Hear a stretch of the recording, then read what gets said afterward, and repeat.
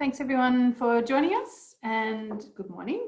I'd like to introduce our speaker for today. It's Anna Pereira-O'Callaghan, and Anna is the Head of Research, Development and Support at BAS. And without any further introduction, Anna, would you like to share your screen and talk with us? Certainly would. And I would like to start by also saying thank you very much for the opportunity to come today and speak to you briefly a bit about, what opportunities are there for funding if you're interested in research, but also to talk a bit about my own personal journey, which in itself has been a little bit, a bit of a maze at times, with some dead ends as well. So it's a pleasure. I would also like to ensure, or at least hope, that everyone is well wherever you are. And I understand the majority of you are students, and I trust at university or at home. Is that correct? Yes? Well, I hope everyone is well wherever you are. Okay. Good. So as I said, I'm the head of the research development and support, which is the team under the Directorate of Science. And our aim is to support the science teams and any BAS staff that is searching for grant funding opportunities. And I've been in post for a year now, and it's an utmost pleasure. It's definitely the job I want to be doing.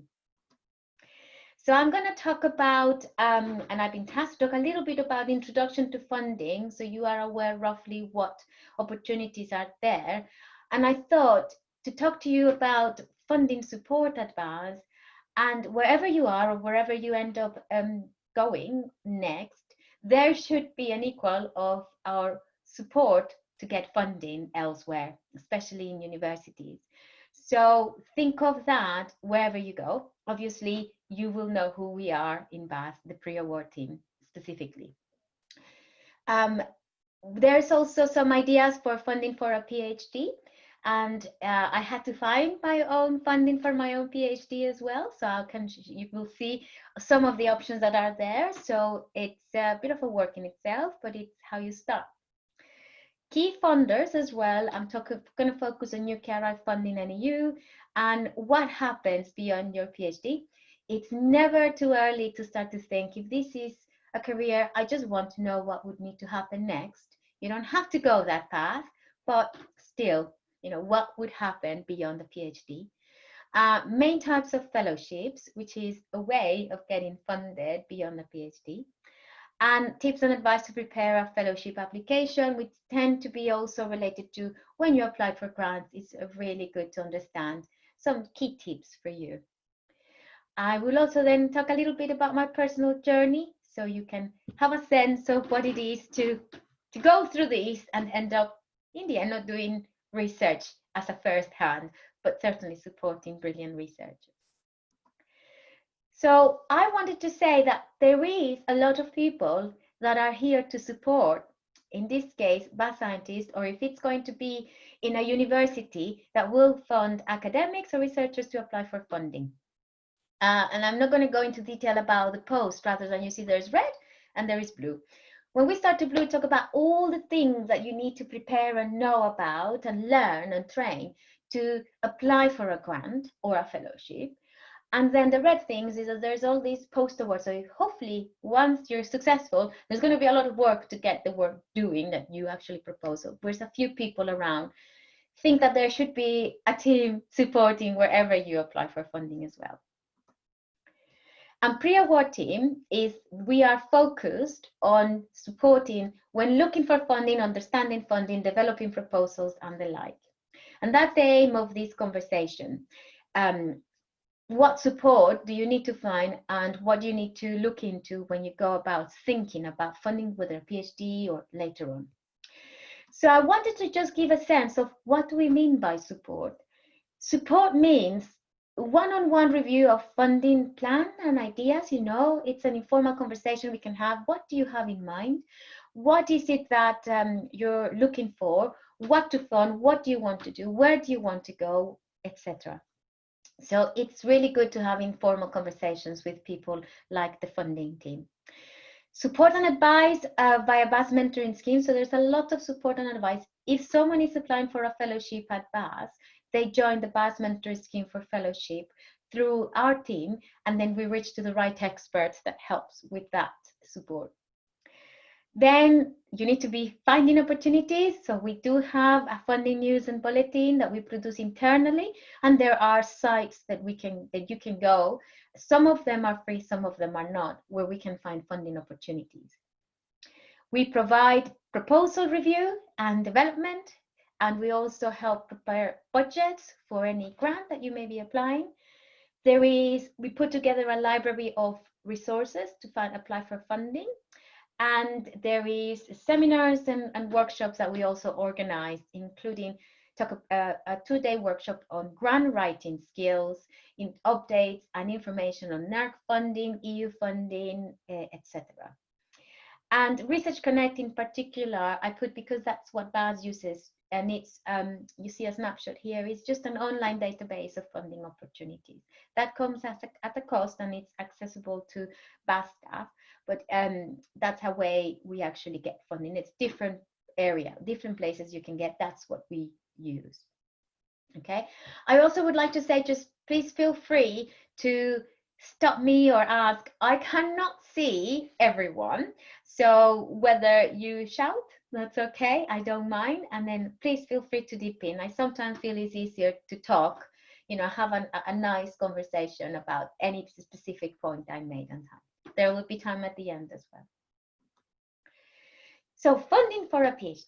So if you're thinking of going for a PhD, I didn't know I was going to go for a PhD. I didn't know you could have an engineering PhD when I was doing my engineering degree. Anyway, you can. Now there are known options, and it really is not as clear as when you go to apply for a fellowship. But in any case, you can be self-funded, which is definitely wasn't my option at all. I did have to get a grant, a scholarship in that sense, to get me funded. UK Research Council funded. So I will talk about UKRI later in the next slide. But basically, there are research councils within the UK, as you probably know. Depending on the scope of the area, they will have studentships or doctoral training programs that you can apply. That's how I actually managed to get my funding. But it was through me talking to my then a professor within the department I was doing my master's degree. And he just said, you know what, Anna, I think you could consider doing a PhD. Can I do that? And there is a project that we're working on, and eventually it was a bit competitive, but it wasn't that much because he had the funding to actually get the work done. And I applied and I was successful.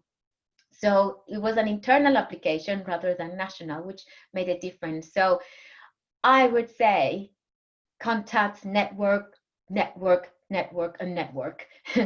That's the best way you can actually find these opportunities. And that paid off for me, and I thought that would be great. I enjoyed doing my master's degree research. I would definitely would like to do that. And then I went.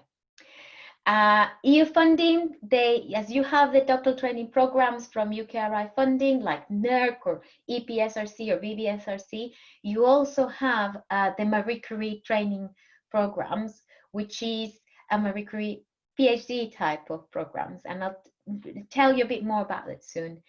And there are other various schemes, and I put a link on there, which I trust we can share these slides, Donna, and then people can have access to these. And I'll show you the final version so you can share. And so there will be different schemes, and it's important that you keep on looking into, including these pages, okay? Jobs.ac.uk would have advertisement for not postdoctoral researchers only, but for doctoral training, PhDs, they will have those. You probably know this, so I'm sorry if I'm telling you something you already know. Individual universities and research institutes may have their own opportunities. So if you're interested in something, look their own opportunity site. And for EU-funded jobs, which if you want to have a job as a postdoc or as a later lecturer or professor, as well as PhD opportunities under the Marie Curie. They all advertise in the URAX, I don't know, your access. Anyway, I don't usually have to say that out loud. So you can click in there and they take you all over Europe. So it's really interesting. And usually those, if you want to travel outside the UK, those means that you have to go to a country you haven't lived in the previous 3 years. Okay, so that might be something you want to try. Okay, good. So any questions? We'll continue to key funders. Okay, key funders. So I mentioned UKRI, so UK Research and Innovation, and BAS is a research institute from UK Research and Innovation, as we are a research institute from NERC. And research institute, so the UKRI and the research councils rather, they are all displayed in that slide. So all of them came together under UKRI. That's when I mean UKRI funding.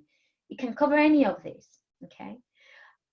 Each of them have their own priorities, programs, and funding mechanisms and processes. And I put a link where all those links are in one place. And say, if you're actually more interested in saying the economic aspect of it, or the engineering, or maybe biotech, if not necessarily just environmental science, do browse around. And maybe there's a topic that you like, so then you can start to follow whatever areas you're interested in. And it has been the case that for polar research, we have received funding across different research councils as well to do polar research. And different sides of it. However, our main funder, without a shadow of a doubt, is NERC. And that is not only our partner organization, but it's definitely where we get most of our funding. JES, the Joint Electronic System, is basically just the online place where people put in proposals. You know, you may not need to use it anytime soon. They used to be by the PIs, so the lecturers or professors that will be applying on your behalf at this early stages, but that's a system we're using, so you're aware. There's a portal to submit applications. Because we're talking about, you know, polar research in this case, NERC funding, as I mentioned, is our main pot of money, and is the second largest funder of environmental science globally, and it invests 330 million each year on cutting-edge research, training, and innovation. And specifically on the training, that's the range of doctoral training programs that they have. So when you go also, as I said, looking into PhDs, whichever research institute or university you're looking to, go and see what doctoral training programs they have. The institute or the university had to apply to get money to set up these training programs. And they are subject driven or question driven. You know, are we talking about CIs or are we talking about, you know, atmospheric chemistry? Whatever is a topic, they will then be different doctoral training programs. So if you're interested in different areas, look into whatever you're interested in, look into the relevant department. Do they have doctoral training programs?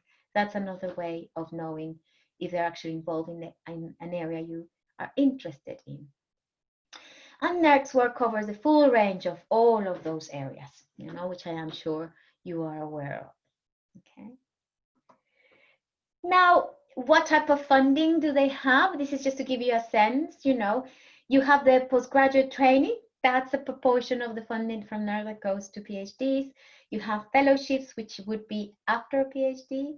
You have funding on innovation. So once you do, say, a fundamental science type, you can this be applied to somewhere else? That's broad speaking. We can correct me if I'm wrong, but that's a different type of application of the findings science research project will can have.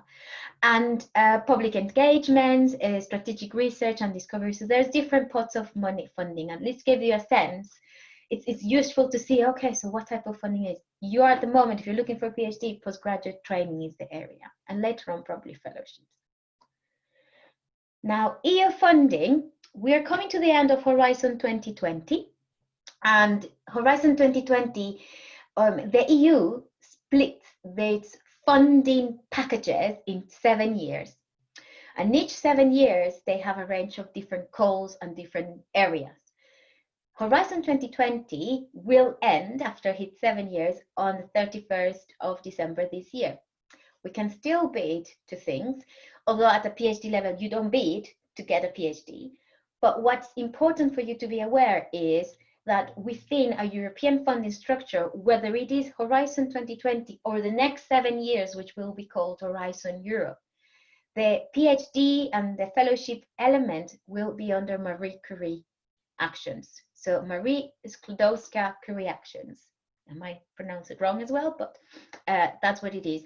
And the two areas that I would like you to pay attention to is that they're called innovative training networks, and they say instead of PhD studentship is for early stage researchers, ESRs, and that's what they fund. So if you're looking, oh, there's an ESR opportunity in, Paris, then it's probably funded by Marie Curie, and they also have subject driven. Okay, not that you can come up with your own idea, it's to apply for a project that someone else has thought about it already. An individual fellowships is also what is the next stage. So you have got now in the bag your early stage researcher years of experience by completing a PhD usually, and then you can apply for a fellowship to do a 2-year project that is your own only, your idea, that's what you want to prove or test now. Okay, and it's really useful to know that you could develop to that. Okay, so let's say you have got a PhD. What then? I wish you all the best to get to finish the PhD. Someone said it's like a marathon, so it is great. It's really but it's intense. Just keep on going every day. Break it in little pieces. That's my advice. But finally, beyond the PhD, there's just start to think, okay, I need to get to work. I want to do research still, academic research. So you could have, I'm going to go and be part of a grant that I do postdoctoral work, or I would like to start to plan or immediately apply for a fellowship. It's hard to get a fellowship off the back of a PhD, but knowing that that's an option, you build your CV to that. So fellowship versus grant, the fellowship is, what? So I'm just trying to compare, what does it fund, fellowship versus grant? Because you think, well, it's the same thing, isn't it? It's just they're giving me money. It is for different purposes, okay? And it's evaluated differently. And that's the key point I want to say. A fellowship is to provide funds to kickstart someone's career or enhance considerably. And it is to help their CV, academic CV, and it is connected to helping you be the expert on that specific field, the world expert on something. Oh, how can you be the world expert? You just have to really focus on something, and I'm sure it's so narrow enough, you will become the world expert. And a grant will just mainly fund the scientific project. It's a work. So it is the science to be done, and contra the fellowship, it's the work, but it is the work that you have to do, that you can do, and only you can do, because you have an excellent CV and you have the drive and the potential to do more after the fellowship, eventually become a leader. And the aim is to enable the fellow to work with professionals, enhancing training opportunities, leading to much more after. And the grant is just to make sure that there is some other piece of science done. And who can apply? Fellowships is usually tends to be, the majority is on an individual application. And sometimes there is just a very high level fellows that you could say this is a synergy fellowship because only these 2 PIs are excellent and come together, but really it's just an individual. And you can be at different levels. It could be from the early stages, mid-career, or advanced researcher. And the majority at the beginning have a limit on the number of years from your PhD or sometimes age or career level. they're opening more and more because they're realizing no one is conforming to your standard thing, whether it's part-time working or shared fellowships. It's a lot. Undergrad, usually those that can directly apply are mid-career researchers, and they come together and they just say, yes, I can do this work because I've done before, but it's not linked to their career development. And it's there where you tend to fund PDRA, so postdoctoral training assistants or associates. Funds. So what does it fund? The salary of the fellow, in the case, training, expenses, comms, and dissemination. And the grant, again, it's similar, but it basically just funds the proportion of time that someone is working on that piece of work. And the similar things as well, and could fund equipment too. Assessment criteria, this is really important. Whatever you're going to apply for, you always need to see what is the assessment criteria. It's really useful to know what the exam question is to understand, and how am I going to be marked on to ensure that you can pass. So it's the excellence of science, of the applicant, and the track record, both. And the other one is the work itself, that it's novel. And then, yes, you need your CV to ensure that you can do the work, but your career development is not taken on. Okay. I'm going to continue. I'm conscious of time as well, and everything will be on the slides. There's some other confusion when it comes about individual fellowships and travel fellowships, because oh yes, I actually got a fellowship, and there is the SCAR fellows. They say, oh yes, SCAR Commonwealth fellows. They tend to be just to visit the time, so it doesn't include salaries, includes your travel expenses. It's a great opportunity to, what I said before, network. It's really excellent, this travel, and it can show that you can get funding. And individual fellowships, you have quite a range of things there as well, and there will be another slide to talk about it, and again, that's after you have your PhD. So academic path will involve a PhD. You can either go to postdoc, eventually a lectureship after many postdocs and winning some money. It's really broad, raw thing. And again, you'll see mine, it doesn't work like that. Fellowships, you can actually apply for a fellowship early career, a fellowship career development, and eventually a lectureship if you're in university. And there's always things you need to think of.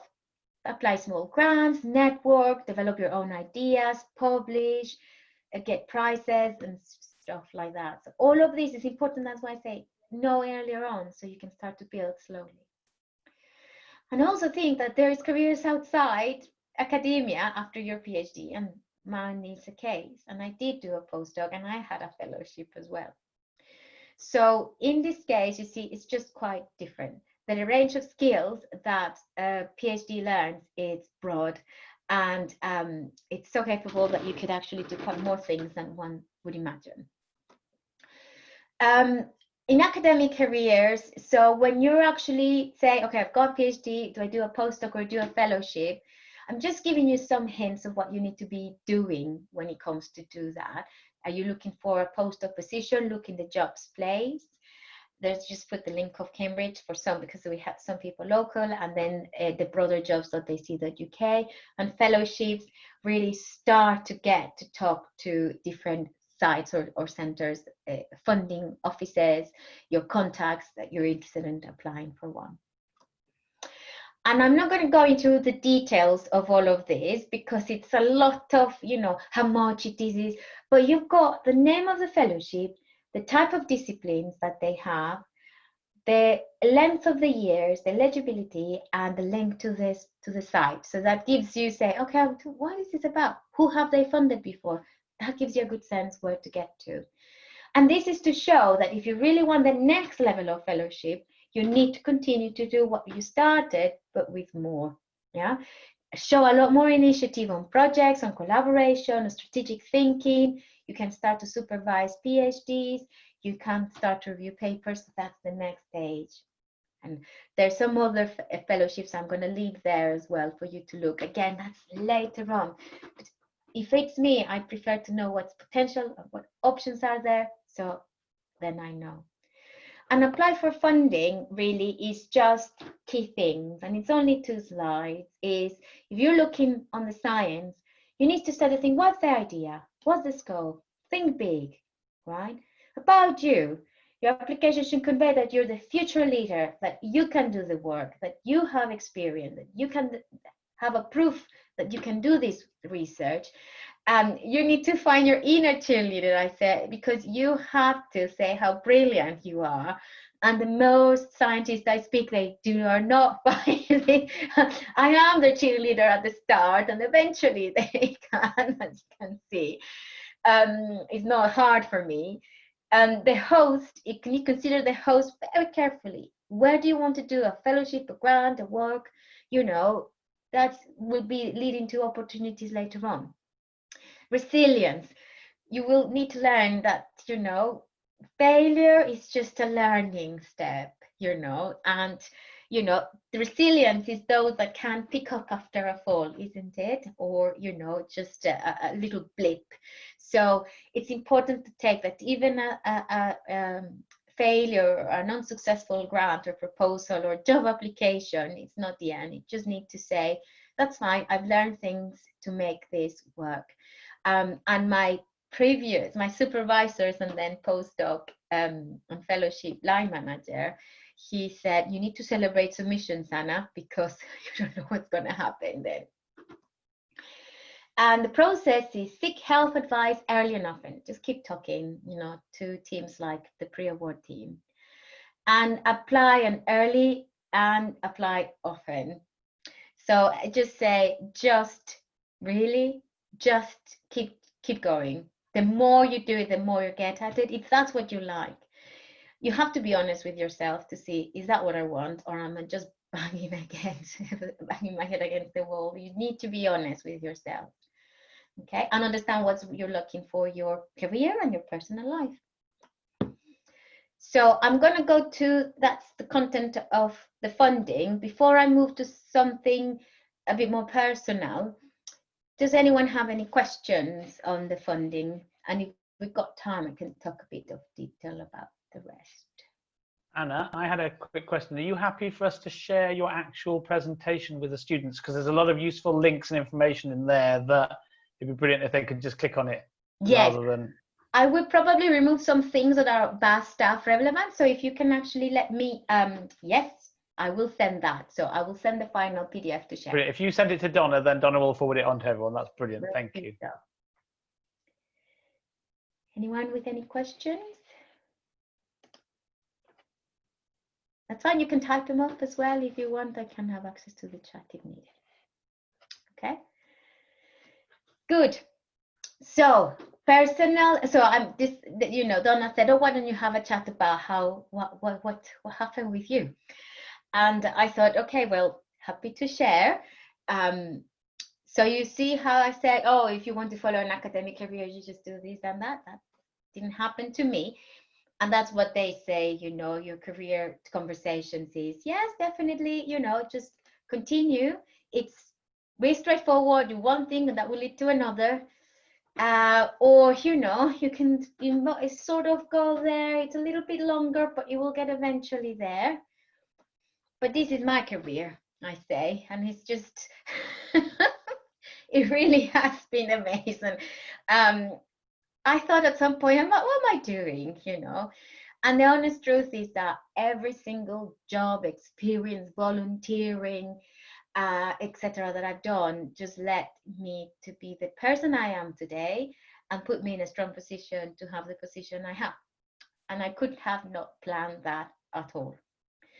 So what have I done so far? Well, I'm an engineer, a research engineer you would call. I do have a PhD. And I'd say 10 years of experience coordinating projects. And I've worked in education, collaborative research, government, and manufacturing industry. I have a wide range of STEM knowledge in project management, communication, networking, and analytical skills. So this is the LinkedIn thing, isn't it? This is your profile you're putting out there. But I actually have done all of those things. And what I realized, I'm a generalist rather than a very in-depth expert. And I liked it. And I like to know enough science. to actually understand it and engage with it and think of connections. But then I want to see the broader picture as well. So it's just to give you a sense. Yes, I am industrial engineer on my home country, which is Guatemala. I'm a production manager in a dairy company. I then became a lecturer in production engineer. I have a master's in energy and environmental engineering in Sheffield University. And then I became in the Ministry of Energy and Mines of Guatemala an environmental advisor. And then I did a PhD in biochemical engineering in proteomics, because that's what you do after working in government. Then I did a doctoral fellowship on bioenergy. And then I went to a spin-out from the University of Cambridge that deals with IT software that engineering students use. And I worked with them as a project manager for education and research. So I was talking with all universities in the UK, talking about this software and developing the tool further. In that case, I was working on biomaterials. Then I gained a lot of experience on EU funding, which I really love managing grant projects and talking to. I love hearing from scientists, absolutely love it. And once I thought the only thing I want to do is to get a brilliant scientist professor, and I want to organize his life or her life. That's what I want in life. And anyway, I sort of doing that sometimes. I try. And the senior regs manager is the post I had in Bath, and I was helping people to get funding, just working on applications. And then the opportunity came where I'm leading the team that looks after the pre-award, post-award team, has got the Bath Student Office, has got the science support, so all the administrative support, has the resource management office, system office, and the Antarctic Access Office. And all is because it's to support research in Bath, which is absolutely brilliant. So I'm not gonna leave what I do, it's a blur, but I want to say that what I found as valuable soft skills, I definitely think it's that interpersonal negotiation and communication skills that has been really valuable. I realized eventually that I did everything, but what I really liked is to help others. That's what I like. So service-minded, customer service focus, that's for me has been really helpful, and I like it. I have a good organizational project management skills. You know, I like order, I like structure, I like planning. It doesn't work and it frustrates when it doesn't, but you know, it helps to mitigate things going wrong. I do tend to work well with complex and diverse workload to tight deadlines, although sometimes too stressing, but it's to help to manage that, you know.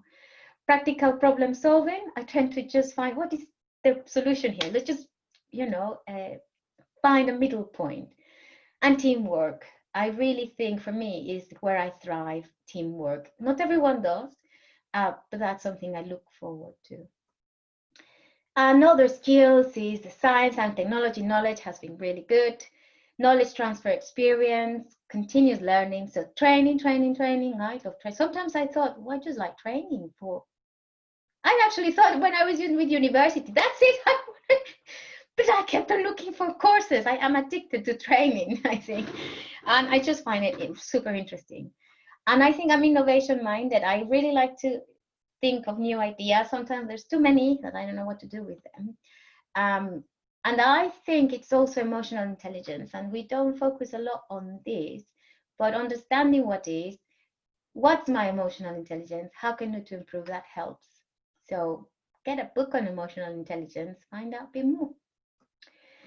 And tips, get to know yourself, be honest. That's just be honest. I had to say, I miss not being a postdoc because I said, there is a nice thing of saying, oh, I'm the expert on this. And when I wasn't, it was a bit deflating at start, but I realized I actually did things I enjoyed more. So you have to be honest. Understand what are your own drivers, what motivates you, take opportunity to learn different skills. I have taken that. Career complementary study certificates that has opened my doors. Get practice on what you like to do. Volunteer is brilliant. You know, I was actually volunteering for a social enterprise in Sheffield to get European funding to fund their solar panel work. And, you know, I learned lots from that too. Networking. So I'm going to start, we're going to end where I started. So thank you very much, everyone. And I will leave the doors. I'm sorry I've taken longer, Donna. I said it was going to be so quick and it didn't. That's perfect. Thank you very much. That was brilliant. Thank you very much. I've been around BAS for a year as well, and still learning some of the language and the terms and things that you're talking about today, and clarified for me about the difference between fellowships and grants, because you sort of... Anna, shall I stop the recording? Well, actually, no. If it's all right with Anna, we're going to keep going, because I think sometimes the relevant questions that will appeal to other students as well. But we'll give Anna the opportunity to edit that at the end as well, if she likes. We had a question in from Jesus on the text about how do you think that having a PhD can help you have a bigger impact on the world? Oh gosh, I think either can lead to a greater impact in the world. If you're determined to do anything, you can set up a company, don't do a PhD, and actually do big. I think it's your resilience and determination that will get you an impact in the world. Now, personally, I think PhD opened the doors for me to be in brilliant organizations. I'm not doing research, but I could not be good enough to do research in BAS. Let's be honest. Sorry. They let me in. Yeah, no, it's just because I wouldn't be happy. I think you have to be happy when you're working to actually do your best. And that's when you're going to deliver the impact that is needed. And the PhD helped me to reach places I am actually, you know, reaching the impact. I didn't know I was going to have that support to brilliant scientists that go on the news, that are you know, bringing new knowledge and findings to help with climate change. I absolutely, you know, that's my drive. I've never been to Antarctica. I don't do any research, and I love my job because I just think that's what I like, just knowing that the right person is enabled to do so. So I think I'm doing impact. It's not out in the public, but I do think we do in the team. And PhDs, it feels sometimes lonely, I must say. I'll be quite honest, because you need to focus on your CV and it may take time to reach impact. Ultimately, impact to who? What's the benefit? If you understand who will benefit and actually my piece of work improved something, that's where you start to see some impact, in my view. It can be PhD. It took me a long time for me, so it might take less to others, but I do think impact can be other careers as well, personally. Bee's got her hand raised to ask a question. Can I add to that as well, just to emphasize the point that Anna's made? And as somebody who works with Anna a lot, I can only stress, you know, how valuable that support work is. And you might sort of be familiar that with regard to military operations, you know, for every person at the front line, you need 9 people in the line behind to make sure that they can deliver what they need to deliver. Not that I like the comparison with war too much, but it is true that frontline science cannot happen unless you have those 9 people in the background who are working on your behalf. And funding is one of the incredibly important aspects. So one of the things that beautifully our new head of the UK Research and Innovation has emphasized from the beginning when she started is that actually everybody who is part of the system is part of the impact and part of the success as well. Because without, you know, the funding office, without the library, without the lab technicians, it would not be happening. And there needs to be much more recognition of this importance and the impact of the whole supply chain for the science and support chain for the science as well. It's beautiful to see the enthusiasm and the joy that different roles give to different people. just what fits with one's personality and with one's value sets. So there is a lot of opportunity of getting impact from a PhD that isn't only in frontline science. True. We've got another question on the text as well. Yes. From Ellie, who says, thanks for the super interesting journey. And how did the transition from being an environmental advisor to going to do a PhD, so going from commercial work or sort of a job to going back to being a student? Yeah. How do you find that? Yes. So first of all, I would have been fine staying there, and I was, going to interesting sites to do environmental impact assessments across the tropical rainforest. It was lovely. But I honestly, I enjoy university. That's the truth. And my university life and the friends you made and learning things. So although it was quite good, I said you have to be honest, I quite enjoyed learning.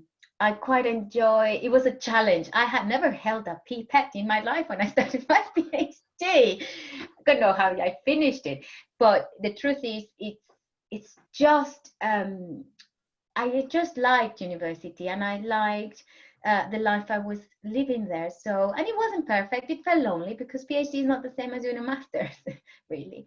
It is lonely, I'm not saying, but it's a learning process. It helped me to grow. So I coped okay at the start, but I finished on a high.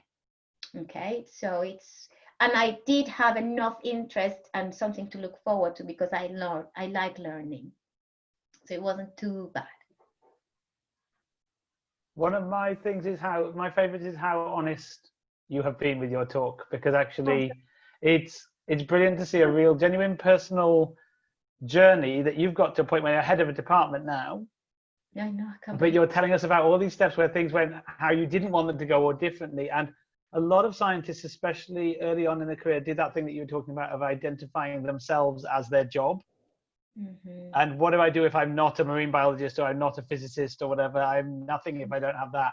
And you've shown that actually you still keep those things with you. Yeah. And you use those skills for other things. And what's amazing actually is the energy you bring to this job, which could be seen, you could just go, it's an admin job and I tell you which forms to fill in and then you send the forms back and I stamp them or something. But you said that cheerleader job is, even annoying, confident scientists like me, you've had to give a kick up the bum occasionally and say, come on, you've got to be more confident about this idea and go with it. You can't just sit there for 6 years thinking about it. And that's what academics tend to do. And you need someone who's got a bit of different experience very often to tell the academics to get out of doing that cycle that we go through where we just overthink something until we have another new idea to overthink. So I think it's really interesting that you said about people finding their equivalent of you in their own institutions, because a lot of people don't approach the grant office until they're about to submit a grant, as opposed to, you should be doing it before you even have your grant idea to find out how it all works and who you should be working with and what's available to help you, because this is probably the first time a lot of people would have seen that these sorts of facilities exist. So I think it's really helpful that you gave this talk. So thank you. And we know so much. I think it's not visible how much information we know and how many people we know, because we can connect.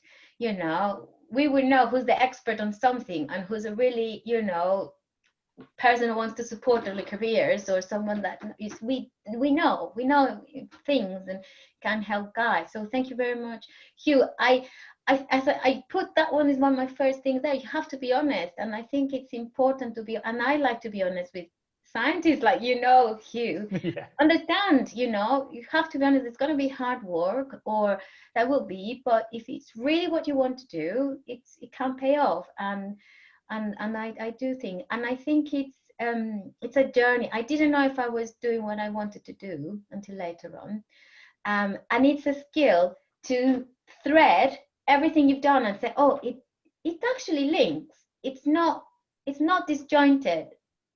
I had to take my time and think, why did I do this? But actually, where is the thread? And it was me, obviously, but it was the things that I like to help people, that I like science, that I like the environment, that I like managing, organizing things, then you understand yourself. If I say talking, I love talking, but talking to others is essential. It helps you put things in perspective. Have a mentor, have a coach, which is hard when you're a student. I don't know how you go about doing that, but or informally talk to someone that you think, how did they do about it?